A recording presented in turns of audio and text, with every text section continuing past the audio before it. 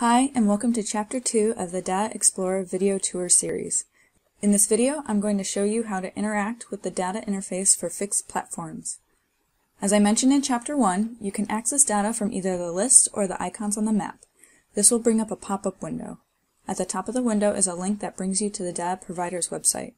At the bottom is a link button that gives you the URL to the specific information you are looking at. Say, for example, you are looking at the wave height for 30 days.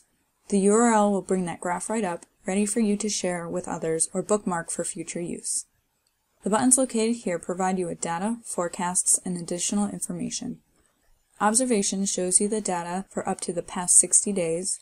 Forecasts show you any available forecasts for that location.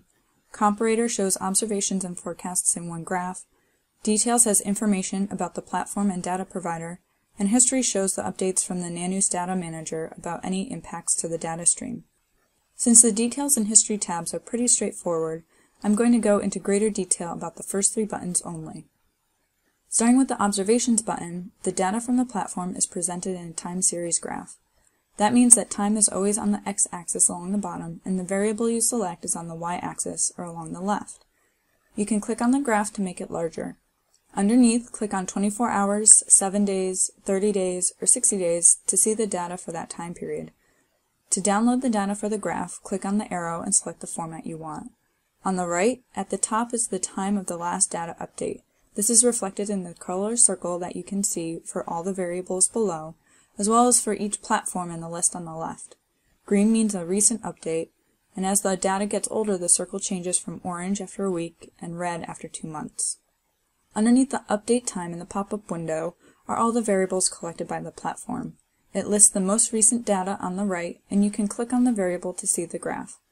Before moving to the Forecast button, I want to highlight the settings you can change for these graphs. The first of these is units, which is right now what we've referred to as common since it is displaying feet in Fahrenheit.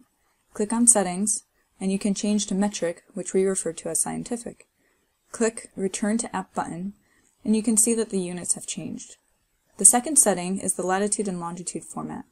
Latin long is shown at the top and displays a Latin long location of the cursor. Click Settings to change to the format you want, then return to App. The last setting is the y-axis scale.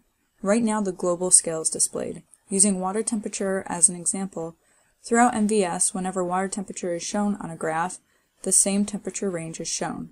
However, at this range it looks a bit like a flat line, so you can change the scale to local, and MVS automatically adjusts the scale to fit the data in that graph. Now you can see more variation since the range is more narrow. If you want to save your settings for future use, create a My Nanus account on the settings page. Moving on to the Forecast button. This has many of the same features as the Observation button: clickable graph, data download, and a list of variables to select from. At the top are links to the model provider, and above that are tabs if more than one model is available at that location. Right now we are looking at the WaveWatch 3 model, and if you want to know what other fixed platforms provide this model, you can click on Models in the left menu, and then click on WaveWatch 3, and another pop-up will open with a list of other locations. Click on a location to see that model forecast.